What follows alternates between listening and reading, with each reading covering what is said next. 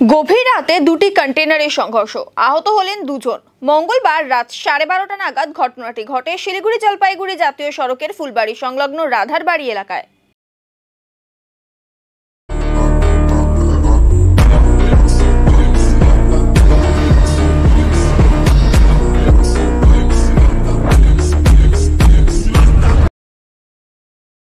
জাতীয় সড়কে যানজট থাকায় রাধারবাড়ি এলাকায় দাঁড়িয়েছিল একটি কন্টেনার। সেই সময় জলপাইগুড়ির দিক থেকে আসা অপর একটি কন্টেনার দাঁড়িয়ে থাকা গাড়িটির পিছনে সজোরে ধাক্কা মারে।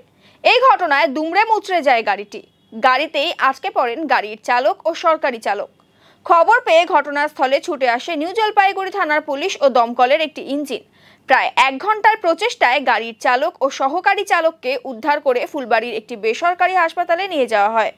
দুর্ঘটনাগ্রস্ত কন্টেইনারটিকে উদ্ধার করে গোটা ঘটনার তদন্ত শুরু করেছে পুলিশ।